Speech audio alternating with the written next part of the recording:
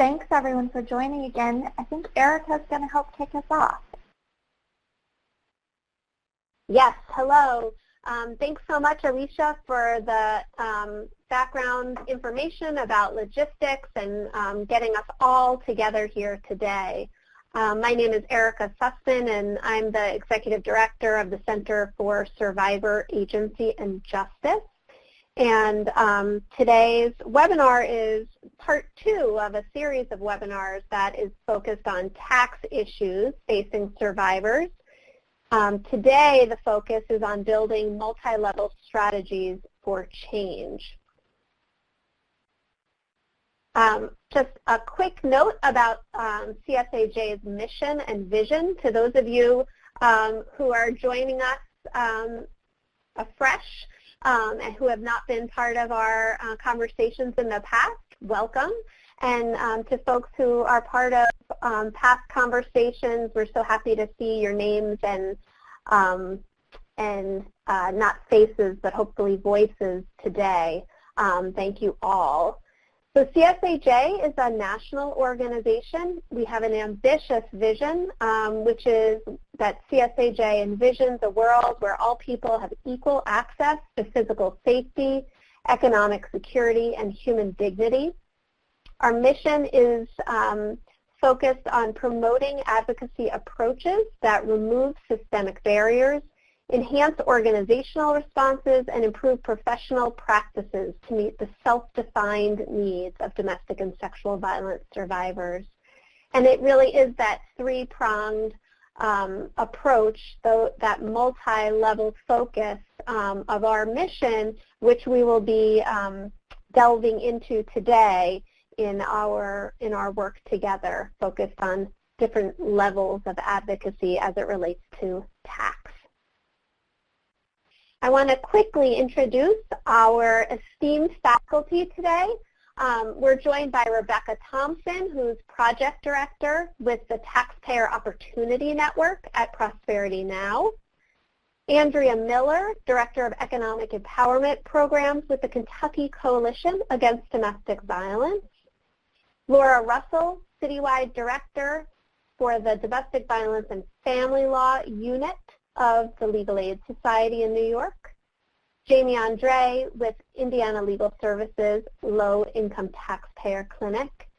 And Katie Von der Linde, who is an expert advisor with CSAJ and adjunct faculty with Washington University Brown School of Social Work. Today's program is being co-facilitated as well by folks over here at CSAJ, including myself, Lisa Lynn Jacobs, and Sarah Wee. So with that as background, I want to thank all of the faculty joining us and hand it over to Sarah. Thanks so much, and thanks for those introductions. So you know a little bit about us, and I'll ask Rebecca and Andrea to introduce themselves when they share their incredible work with us. Would love to hear from all of you who are joining us today. I just typed in the chat asking you all if you can let us know who you are, where you're coming from, what you're bringing with you today, any questions. Let's start, we're going to have conversations today, so let's start that early and bring our questions and our thoughts and our experiences. So would love to hear a little bit about you. Thanks for kicking us off, Rachel. So I just wanted to, while you all do that, I wanted to share a little bit about our plan for today. We're thrilled to bring Rebecca from the Taxpayer Opportunity Network and Andrea from the Kentucky Coalition to share about how they're thinking about partnerships, thinking about change, leveraging partnerships in their work across sectors, across communities, and within their unique context. So I think we'll have a lot we can learn from. And then we're going to go into those virtual breakout rooms for about 20 minutes where we can have some in-depth conversations with all of the faculty that Erica just introduced on different levels, thinking about tax needs that we're seeing and how to address them, thinking deeply about partnerships, and also thinking about how we're planning for change and how we understand the landscape. Then we'll come back together and do a big group debrief and leave you with a few other tools that you can use on your way. And then we'll send you on your way, but we hope that this is really just the launch pad for future engagement with us. So we'll be sharing some ways that you can get in contact with us, and we'd love to continue the conversation after today's webinar. So again, thank you so much, and I will now hand it over to Rebecca. Thanks so much for joining us, Rebecca. Thank you, Sarah. Thanks, everyone, and good afternoon. I am excited about the opportunity to be here today, and I'm just going to share a little bit with you about our network. So let's get started. First, I'm Rebecca Thompson, and that is me. I'm the project director of the Taxpayer Opportunity Network, which is housed within Prosperity Now. Again, like I said, I'm excited to be here today, and I'm hopeful that by the end of today's discussion, we'll have some good ideas and make some additional connections and some partnerships that will help to connect more domestic violence survivors to the resources that are already available to meet their tax needs. So let me tell you a little bit about Prosperity Now. We are a national nonprofit intermediary working to ensure that everyone in our community has a clear path to financial stability, wealth, and prosperity. Like I mentioned earlier, the Taxpayer Opportunity Network is a project or it's a key network within Prosperity Now. So the Taxpayer Opportunity Network, we envision that millions of empowered low to moderate income taxpayers leverage the benefits derived from the tax code to increase their financial security. And I know there's a lot of conversation going on now regarding the tax code, and our role really is to help those who are low to moderate income to make the most out of that tax code. So our mission is to connect, strengthen, and inspire community tax programs so they can more effectively and efficiently deliver this also critical tax assistance so that they can couple that assistance with other financial capability services and that they can advocate for a fairer tax policy. And our work is really, we have a five-prong approach to our work. So we work to connect tax program leaders with one another through our network, which is over 2,900 members and growing. We are rapidly approaching 3,000 members in a fairly young network. We also work to lift up innovations from the field, and so we seek out and identify best practices and lift up those innovations across the field and seek to bring them to scale. We also serve as a representative for the interests of tax programs, and this is community tax programs in particular, with the IRS, and so we are a national liaison for those programs with the IRS. And we elevate the voices of those programs, the volunteers and taxpayers, both to the IRS and through members of Congress and all necessary channels. And then we also work to build the capacity of our members to deliver quality services, and so we provide a lot of tools, resources, information, and support that will help to build their capacity. Our members enjoy a lot of benefits, of which including participating in learning and advocacy opportunities. We share the latest developments in the field. Quite often they get information from us before it comes from the IRS. We also provide access to valuable resources for volunteers, program managers, and site coordinators. Resources with information being one of the resources as well. And then we also offer discounts to Taxpayer Opportunity Network convenings as well as other functions put on by Prosperity Now. So we have a forming leadership structure. We've been around for 4 years now, and for our leaders, we have a 12-member network steering committee that serves as an advisory group for our work and provides guidance and information.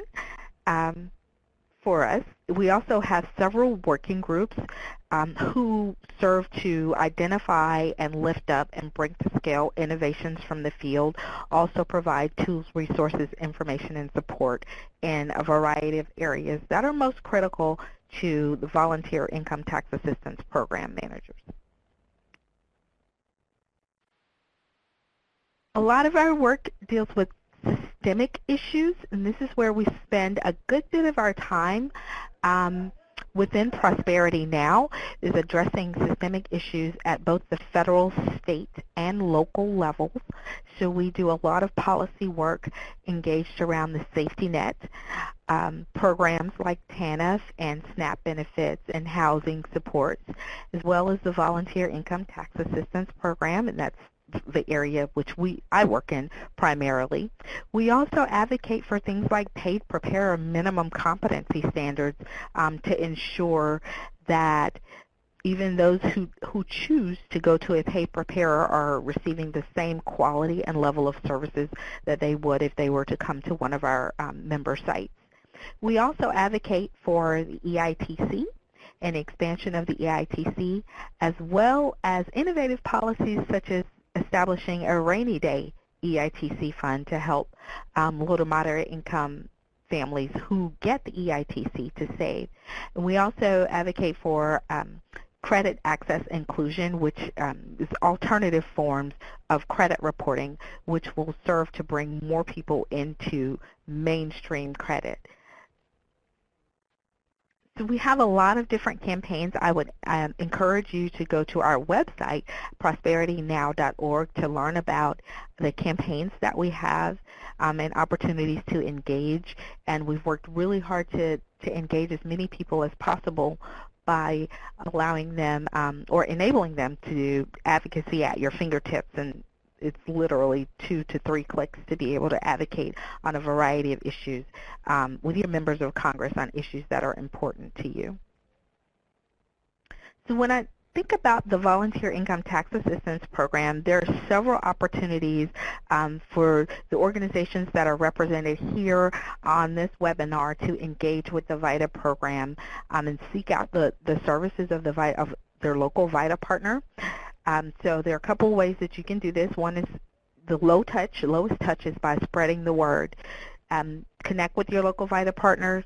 You know, you can do grassroots marketing.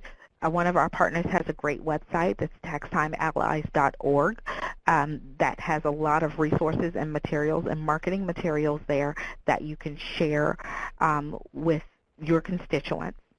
There are also opportunities to transform your space. If you have an office and you have clients there, or you have people coming in, then allow for on-site tax prep from your local VITA partner in your space. This can be done either all season or on an ad hoc basis as needed. And then there's also opportunities to volunteer. It is the Volunteer Income Tax Assistance Program, and so volunteers are always needed to serve in a variety of capacities. Sometimes people think that we need volunteer tax preparers, and yes, that is our most prominent need, but it's also not the only need that we have. It is a volunteer program, and so volunteers serve in many capacities. So there are opportunities to engage throughout the season with your local partner. One of the things that I did want to share, and the last thing I wanted to share with you all, was that for your clients and for people who are survivors of domestic violence, there are some important things that if you wouldn't mind sharing with them, that they need to know in order to have their taxes prepared. The first thing is the documents that are required. So the best way to get this information is to reach out and contact your local VITA partner to get the list of documents that they will need in order to have their taxes prepared. Couple other things is that while the filing season does typically officially end in April, for many VITA programs, it doesn't. A lot of our programs, more and more, are actually staying open year-round to help clients who have post-season needs or who have unresolved tax issues. a lot of programs stay open typically until October 15th to help with those needs. And so people who miss the filing deadline, the official filing deadline in April, need not worry. And people who have tax issues post-season need not worry, because the chances are that there is a VITA partner in your area who can provide services as well. The next thing is that messy is okay. Our volunteers are trained to deal with messy tax returns, so prior year return, amended returns, someone claimed my child already returns, letters from the IRS. Messy is okay. We do that. We're trained for that, and I would almost say that we're experts in that. And finally, the last thing I would say is that the early bird gets the worm. So particularly when you have someone who's a domestic violence survivor, it's really important, if they have children, that they get in and file as early as possible, because the Social Security numbers during the filing season are first come, first serve. And I see we have a lot of attorneys here, and so I'm sure you all know this already, that the numbers are first come, first serve. And so the early bird, whoever files first, is going to be able to claim that child. But like I mentioned before, not to worry, messy is okay. Our volunteers are uniquely trained and can prepare amended returns as well and help to resolve those tax issues. So now that I've shared a general overview and information about our network, who we are, and our members, I'd like to turn it over to one of our local partners and a network member who's going to share a little bit more about how the intersection of tax preparation and domestic violence survivors actually works within their organization. So please welcome Andrea Miller, who's the Director of Economic Empowerment Programs with the Kentucky Coalition Against Domestic Violence. Andrea? Thank you, Rebecca. I guess I have some slides here. I'm not sure where they start. Here we go. Okay. There you go. Yeah, so I'm Andrea Miller, and I'm the Director of Economic Empowerment Programming here at KCADV. That's the Kentucky Coalition Against Domestic Violence. I'm really thrilled to be here today to kind of talk about our project. And I did want to say that I've been with KCADV since 2009. I assumed the director position for economic empowerment in 2015. And I've been involved in free tax preparation since 2006, so a job that I had before this. Was how I got started in that field. I'm going to share a little bit about KCADV's history and how and why we became involved with free tax preparation, because that does seem a little strange for a DV organization. So KCADV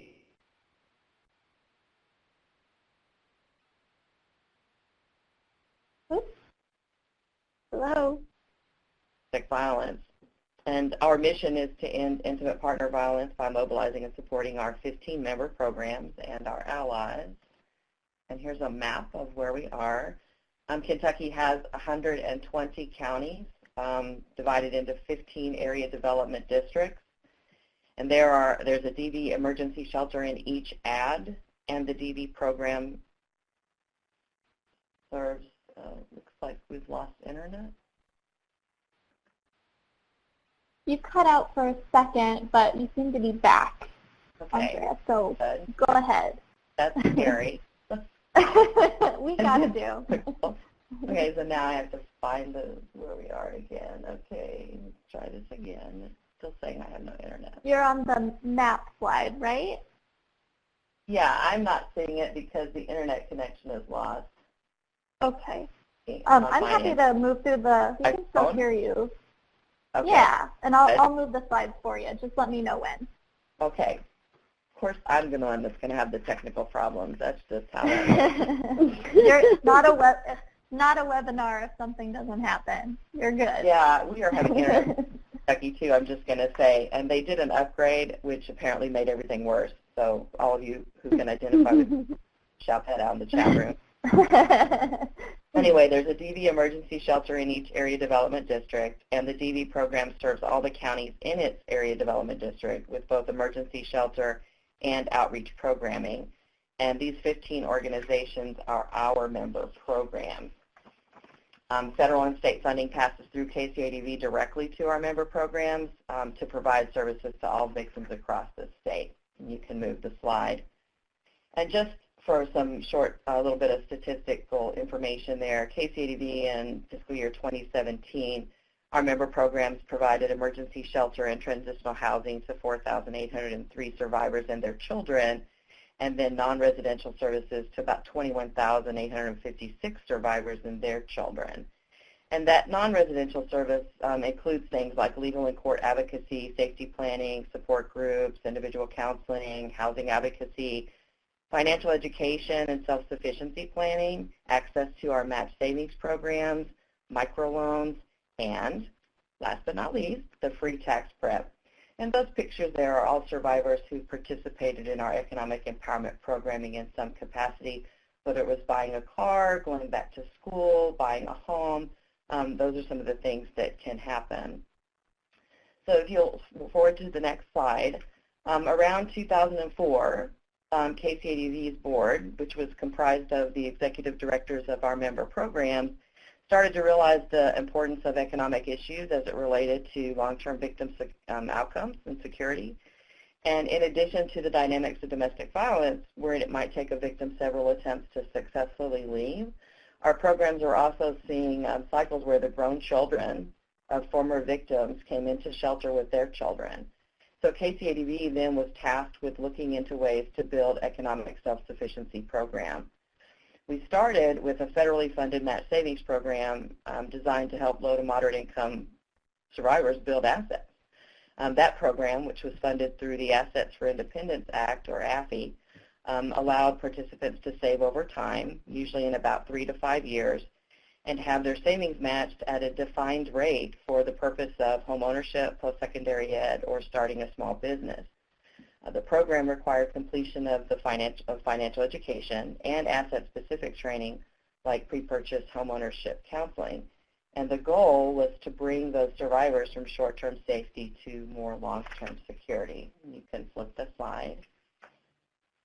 So this is a menu of services that are offered at KCADV in the order in which they were established. So like I mentioned, we started that, what we call now an IDA Classic program. And as we were on our journey of developing this economic empowerment program, our survivors would run into barriers and obstacles, and so we were looking for ways to eliminate or reduce those problems. And our services came at, again, in that order. So as a result of operating that federal IDA, what we found is that our survivors, which were offered a 2-to-1 match, which meant that they would save $2,000, and then they would be matched with $4,000. So they had a total of $6,000 for asset purchase.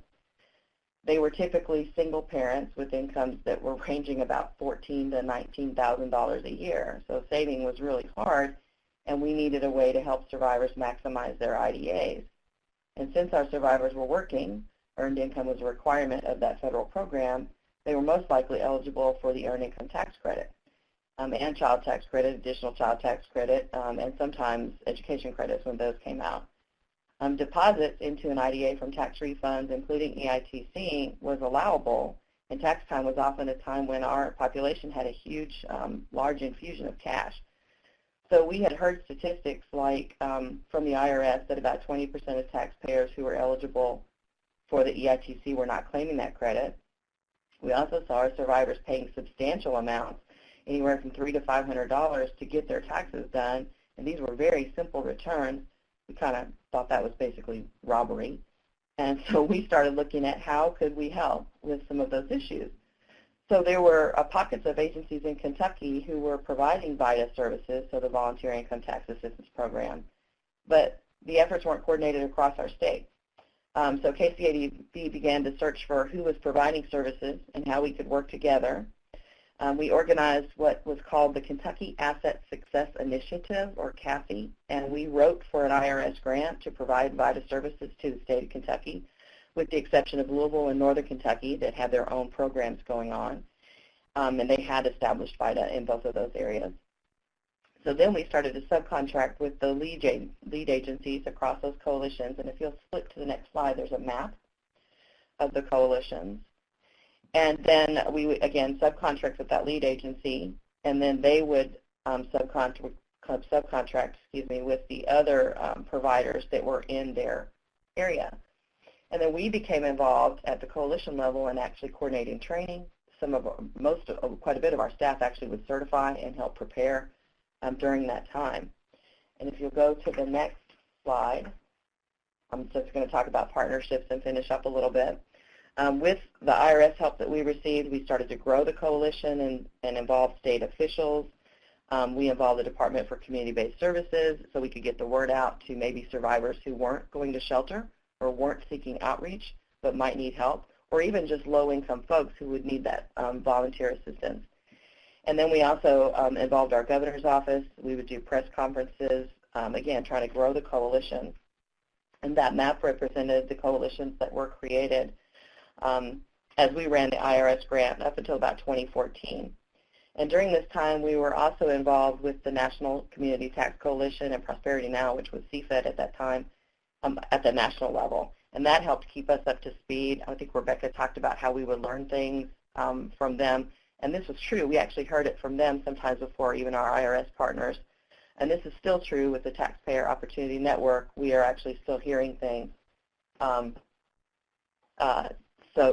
So we were able to continue on with that work. This helped us stay current with our national issues and advocacy efforts. And so by 2014, KCADV was pretty much in full swing with a really comprehensive economic empowerment program. And we were getting ready to launch a partnership also with our 16 state community colleges. So we searched and found another agency to run CASI and to handle the IRS grant. However, we still wanted to ensure that survivors were served with VITA. So now KCADV operates one mobile site that travels to underserved areas in our state. And those areas are typically where we have a DV member program and a community college. And there's not a VITA program or a TCE or AARP sponsored program. We set up either on campuses or in the public library. We travel with all of our materials. That includes like laptops, printers, alt forms, and signs. We're pretty established in these communities, and we usually start getting calls for appointments as early as December or January. I get a lot of calls on my cell phone across the state just from word of mouth where people ask for the tax lady. I guess that's my new nickname or whatever. We do only about 640 returns through that mobile site. It does operate throughout the year. And while the general public is served during tax season, the site is really focused on serving survivors and our students. And those students are usually students who are the lowest, the most vulnerable student population at the colleges. They're students who are receiving welfare benefits while they're going to school. And so in Kentucky, that's called KTAB. And so they're improving their educational system, but yet we don't want them paying $400 to get their taxes done either. And then we were initially listed on the IRS website, but we actually asked them to take us off that website because we were getting a lot of calls from taxpayers who didn't actually qualify for VITA services. So we didn't want our information out there for that.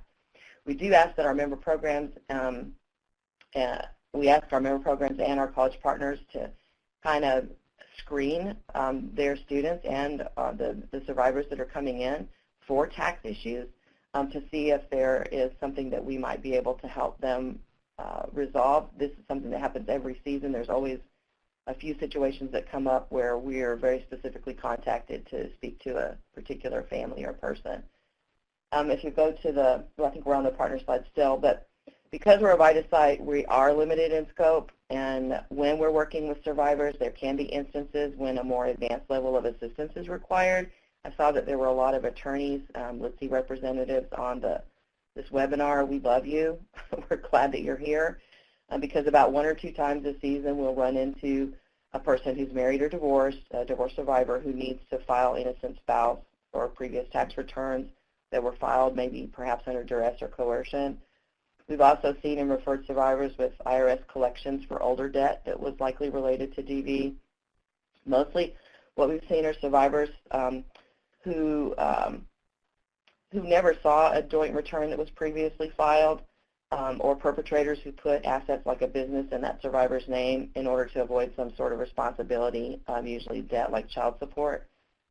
So we have several organizations that receive the low-income tax clinic grants or LITCs, and they're usually our legal aid societies or agencies, and they sometimes will refer general tax prep folks to us that have contacted them. And then, again, we, in turn, are always referring to them. So for the survivors that we assist, we normally deal with filing status issues, dependency issues, claiming credits. And filing status can be complicated, but in the past several years we've seen, since we've seen people getting married less and less, the filing status is not usually an issue. We do tend to see more what I call and what Rebecca referred to. We call it a rush or race to file, the early bird gets the worm kind of thing, wherein the perpetrator, who usually doesn't have the legal right to claim credits, files before the survivor, sometimes because paperwork that's needed to file the survivor doesn't have because she's left so abruptly. And that causes the survivor's return to reject. And we talk about that before a person leaves our site. And we work really closely with our survivors to explain the process of refiling, so paper filing, so that you can claim those credits and what the IRS will and will not do and what paperwork they'll need to satisfy IRS expectations when they're contacted to demonstrate that they are the eligible person to be able to claim those credits. We discuss safety and encourage survivors to think through how they want to proceed. And we also see survivors who have been discouraged or prevented from filing by controlling partners. We see those who don't understand that even if there isn't a filing requirement, they can still file to claim credits and withholding, which can be an amazing, amazing outcome for financial stability. So for example, about 2 seasons ago, we were able to help a survivor file 3 years of tax returns. She had held on to her W-2s, and her perpetrator had basically told her not to file and told her he was going to report her for all these things that all turned out to be a huge pack of lies. And after we got done with all of those returns, she basically started to cry, which was going to make all of us cry too. But when we shared with her that by the time we had all those returns done, she was going to get about $20,000 in tax refunds. That was life-changing for her. And the last couple of slides I have next is the challenges that we have. But because of situations like the one I just described, we consider tax prep to be an important part of our financial empowerment program. I particularly enjoy explaining how taxes and tax credits work, where refunds come from, where liability comes from, reviewing situations with taxpayers, and preparing for that next tax year. There are challenges, some of which I've listed here, and they're pretty self-explanatory. Some of the biggest for us are probably coordinating the direct service efforts because we have so much other programming that we're responsible for. This is just a piece of it. And then volunteer turnover and staff turnover. So when we have program staff that are trained on how to screen and then they leave, then it's a process of training another staff member at that DV program to start screening for some of those tax issues.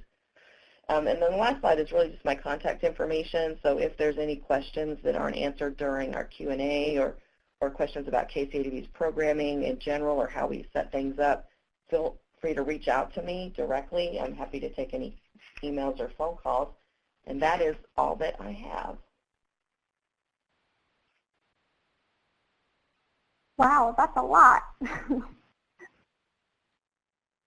So I'm going to bring Rebecca back, and I think to have a quick conversation before we move into breakouts. Yes, thank you, Sarah, and thank you, Andrea. I think it's very intriguing that you are the tax lady. I have been known as the tax lady too, quite often in Walmart and in the grocery store and wherever we tend to run into our clients. You know, and we do have a list of questions here that we want to ask, but I do want to raise up one that I think you can address. That's come up in the chat box somewhat, and it's something that, you know, like VITA programs really across the country have been dealing with, and that's how do we reach, you know, and our term is typically the rural and underserved communities. So can you talk a little bit, because I know like Kentucky, and I think we were talking before, Kentucky's kind of sort of rural. You have a handful of urban areas, but y'all are a lot of rural counties there. So tell us a little bit more about how you reach those communities, and then too, can you you gave us a little bit of a picture of the mobile unit, and can you tell us a little bit more about that? Yeah, so you're generous in saying that we have about a dozen urban areas, because really I think the IRS only says we have 2. That's Louisville and Lexington. Pretty much the rest of the state is classified as very rural. When we do the mobile site, we're again looking at those underserved areas. So we're specifically focusing on an area where there isn't free tax prep that we know of. And so we are going usually in cars. It's not a bus or a little mobile van that people come into. We're actually set up at a location in the community, typically a library. We have a big community meeting space in most of our libraries. Several years ago, Kentucky's libraries got some grants to remodel, and they did a fantastic job. And they set up all these beautiful meeting space rooms that we're able to access, and it gives just the right space that you need to set off stations to where there's privacy for tax information and gathering, but it's still small enough to where you're not in a whole building sending people from one room to the next. So those are usually probably 10 to 14-hour days for us if we're not spending the night somewhere. We also, and I'm not sure I mentioned this earlier, we have housing programs. We've built scattered site housing projects across the state that are that we did through tax credits, and those are for specifically for domestic violence survivors. And sometimes what we'll do is we want to serve those individuals that are living in that housing, and so we might do those returns remotely if it's only about a half a dozen people, and we don't want to drive all the way out to Paducah for 6 tax returns. So we might look at a virtual model for handling those kinds of returns. And let's see, I think I answered most of what you were talking about. Again, rural, we do travel with everything, or we'll look at that virtual model if it doesn't look like there's enough people in that area to generate that mobile site traveling that way. And we do have funding for basically travel to get us to the place and back again. Great. Thank you, Andrea. And I think that's an important distinction as VITA programs continue to grow and in our continued efforts to reach more and more of the target audience, and people who could benefit from our services, is that programs are getting a lot more creative in how we deliver service. I mean, and I mentioned in one of my slides we have a 27 million working group. And it's about creative service delivery, and that's specifically related to the 27 million people who get the earned income tax credit every year, and finding creative ways. And so the mobile units are one way that VITA programs are reaching out to the rural communities, but then also virtual, offering virtual VITA as well is another way that programs are reaching out, and we're encouraging more and more of that across the country.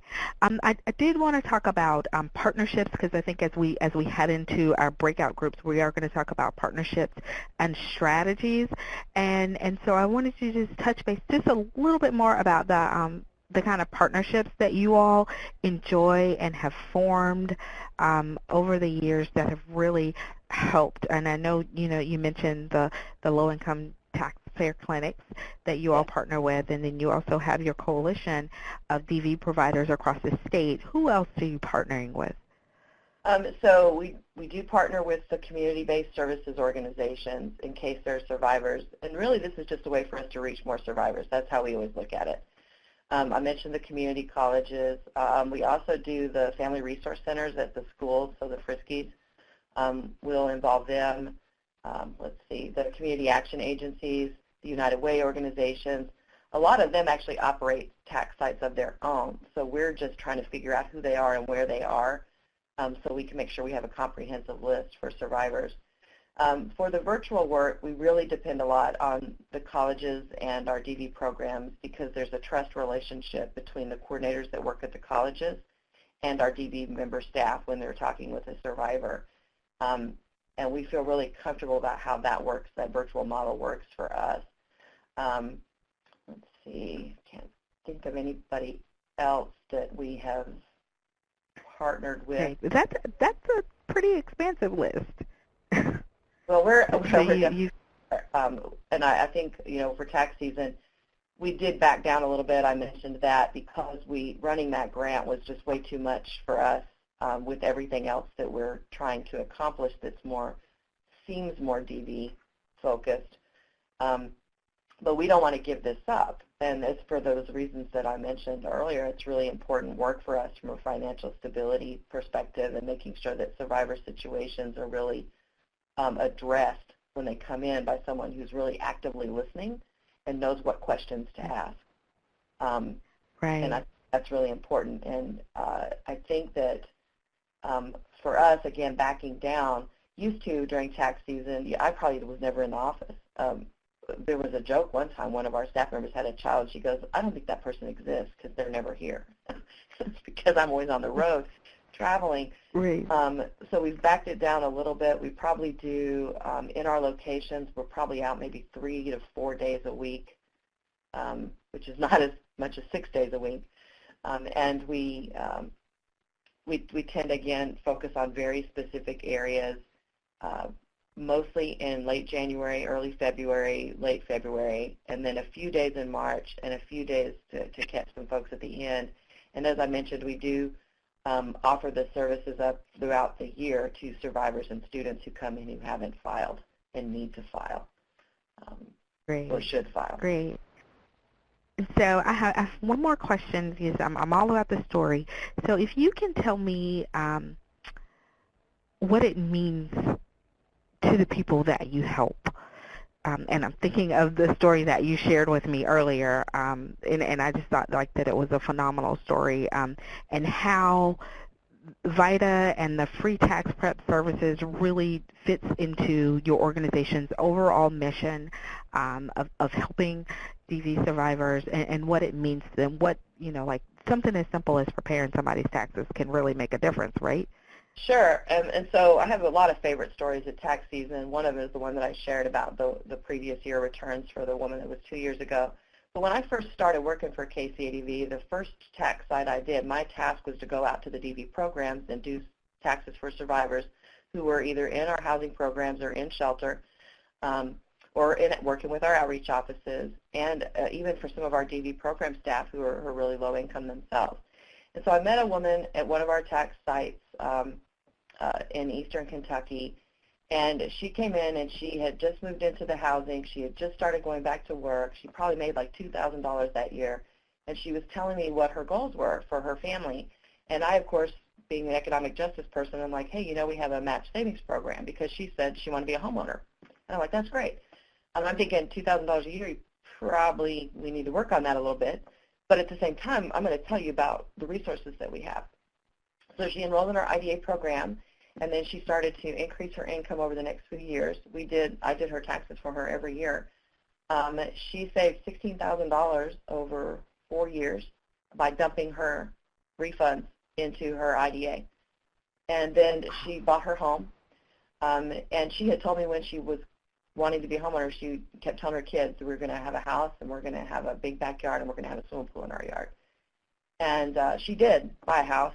We had connected her up with an affordable home builder. It was a stick build, totally energy efficient, huge backyard, and they got a little above ground pool that was in that house too. So she had a pool in her backyard. So her dream totally came true in 5 years, with the combination of the free tax prep, because that's how I met her, the mentioning of the asset building, which was the home ownership IDA, the savings that she did over that time frame, which was phenomenal.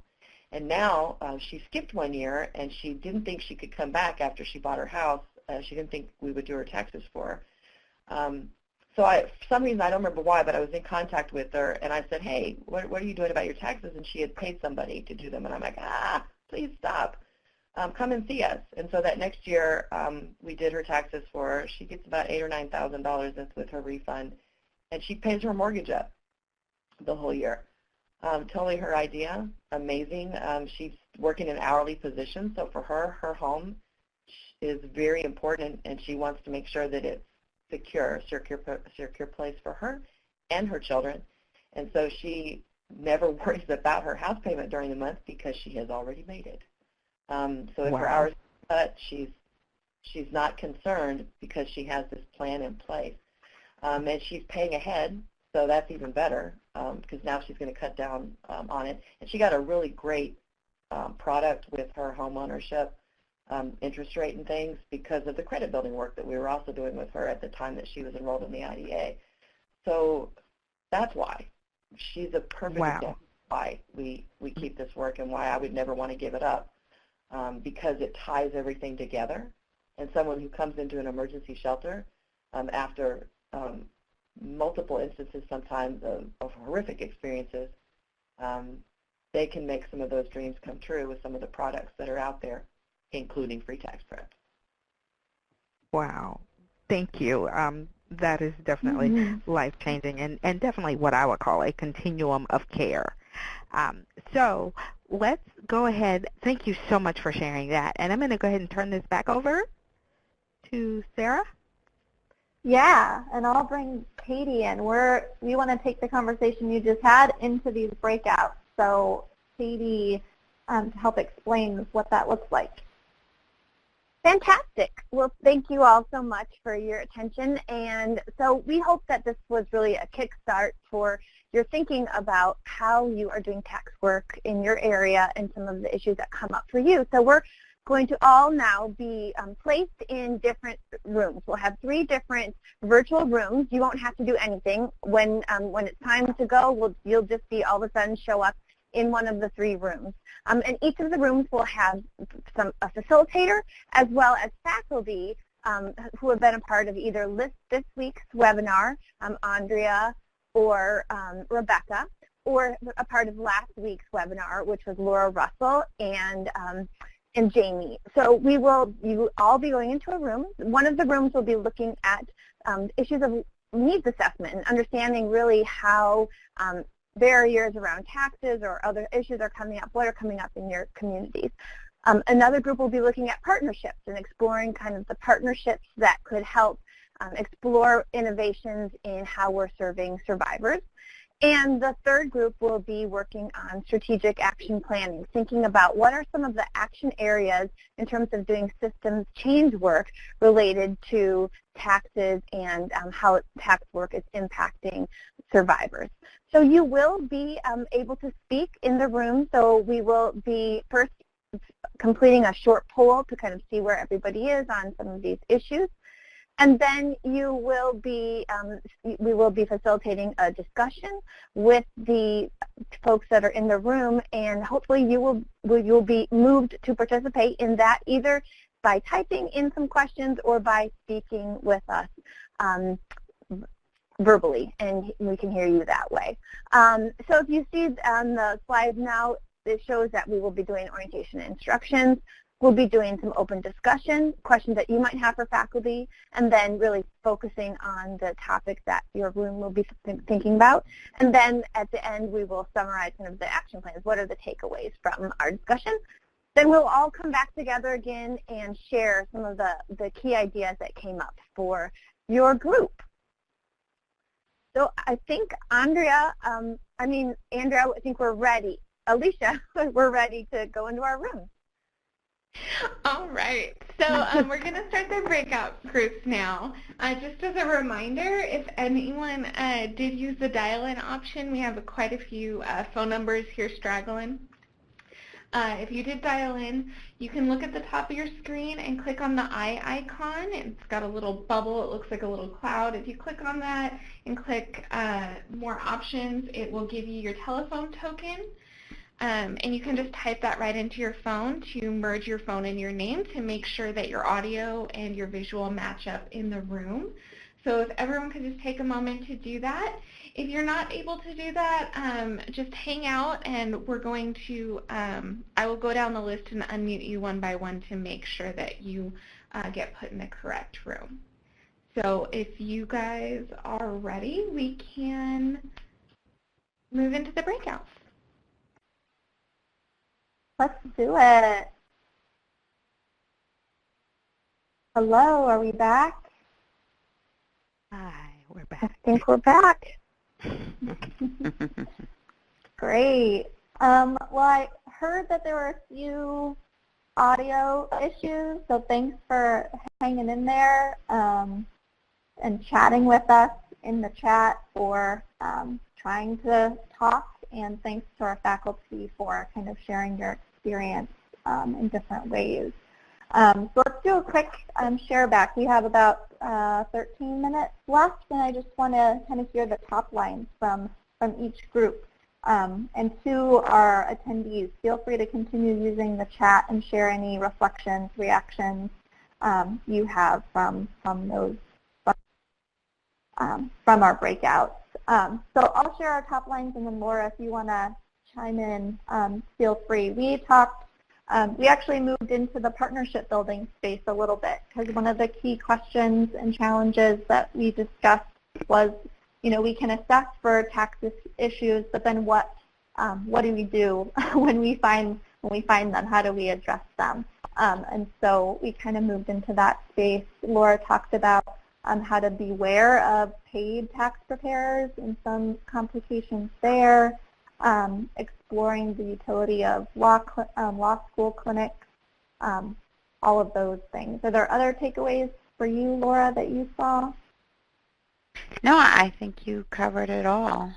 So just to note that taxes really do affect pretty much every area of our clients' lives and the law. So we definitely need to be cognizant of our clients' tax issues, no matter whether we're talking to them about housing or family law or custody or anything like that.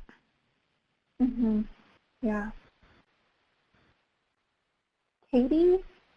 Yeah, thank you so much. We also, we were talking about partnerships, and I think some of the things that folks really shared is that a lot of the ways that they figured out who was doing this work and who they could partner with was by when they came with survivors, the survivors had questions, and reaching out and finding out actually who was doing the work and what kind of work they were doing, and then learning from those people as they were working on economic justice work. Jamie also talked about the suggestion that there may be tax lawyers out there that really want to engage in pro bono work, but don't know how to go about doing that, and maybe trying to find out if your state bar might have some contacts of tax attorneys who may be wanting to help out in some way, but don't know that this is a way in which that they could help. We also talked about, some other folks in our group talked about that they had been working with the United Way to look at some of the VITA sites in their community. Somebody also talked about DV-Clara, which is another domestic violence coalition that they've been working with as a partnership.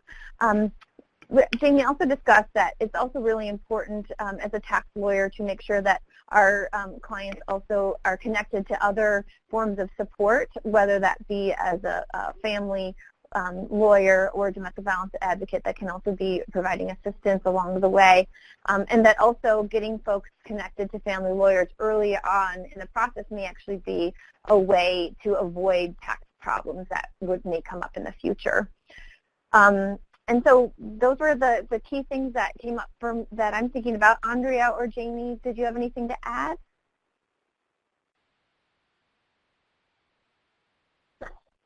All right, your silence is telling me that we can move on to Erica. Actually, this is Jamie. Okay. Yes, and I started talking and I forgot I was muted, which is typical. One of the things that really struck me was the answer to the first question that you asked Andrea, which was what had she learned about the tax advocacy community. And her answer was she learned that it existed. And, I think that those of us who are part of the tax advocacy community really need to do more to reach out to survivors. And if my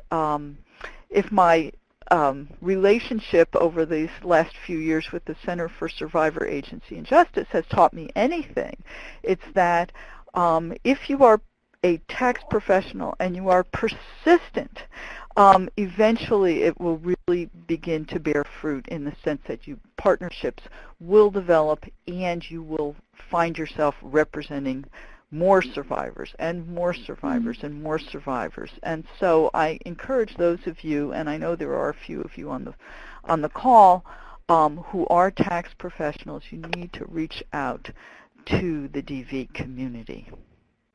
It sounds like someone you're talking about there too, Jamie, is trust, and kind of that takes a process for partnership as well. Yes, it really does. Absolutely. I appreciate that insight, Jamie. It has been a really, I've learned a lot on the journey with you. And I just wanted, to your credit, also just uplift like a facet of that, which I think is not just the outreach piece, but that your persistence has also been around showing up in spaces where survivors are. So in other words, not simply kind of doing business as usual, but thinking carefully and learning more about what survivors' advocacy experience looks like, and then crafting your approach to kind of meet survivors where they are. So just want to share that piece too. Thank you. I think we're done. Erica, how about for your systems level group? Yes. So I will share some thoughts, and I welcome you, Rebecca, to jump in, as well as other folks who may, for whom the ideas strike some sort of chord.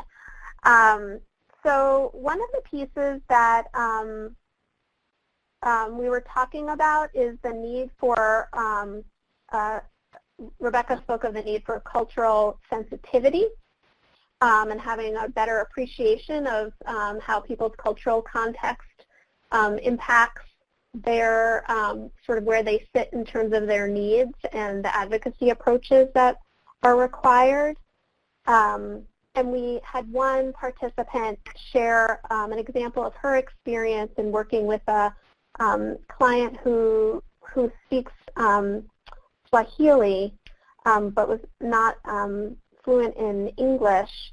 And in addition to the language access piece, there was also a piece related to sort of family structure and some of the challenges around accessing tax relief in terms of having the system better understand some cultural norms around family structure and the economic implications of that. So it was a very interesting example of sort of needing to connect both in terms of language access and needing to make legal strategies that are responsive to people's cultural context as it relates to their economic security. Let's see what else. Rebecca, you also spoke about child tax credits as a policy issue that is important and in need of attention. I don't know if you want to speak to that briefly. Sure, I will. Just to raise awareness that there are some important changes that are happening to the child tax credit as a result of the Tax Cuts and Jobs Act of 2017, 2018. The first thing is that the credit in and of itself, which used to be $1,000, has been doubled to $2,000 per child, per eligible child. And whereas I think up to the whole $1,000 used to be refundable, it's now up to $1,400 of that credit is refundable. And the key change is that, the dollar amount is the key change, but another key change is that a person can no longer claim this credit for a child who has an I-10. The child must have a Social Security number. So if people working with immigrant populations, that's going to be a really important change for them and something that they will need to understand. The other thing is that there is a new credit called a credit for other dependents that is available for, let's say, dependents who are over the age of 17 or who are basically other dependents other than your children. And that credit is up to $500. That's a max $500 credit, and it can be claimed for someone who has either a Social Security number or an I-10. So those are just like some, key tax changes. And then there was when some participants were kind of identifying barriers, the one piece that came up toward the end was kind of where folks find themselves in terms of their roles and their organizational structure and kind of what they're capable of doing. So, for example, some folks within legal services, there are funding restrictions that prohibit them from engaging in policy. So then the question becomes, what role can they play in systems change work? And this particular person was talking about the importance of coalition building and partnership building to be able to kind of share narratives, share experiences of her clients with folks who are situated in a place where they can advocate for policy change. Yeah, love that.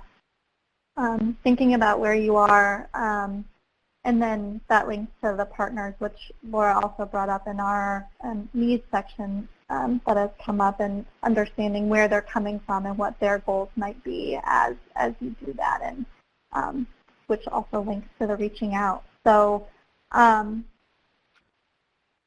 is really great. Would love to hear from other folks your thoughts, and on some of those notes, we'll be posting both the webinar from last week and this week on our website, and we'll let all of you know directly, because that webinar last week has some similar information about tax policies and some of these questions that have come up. So thank you for that.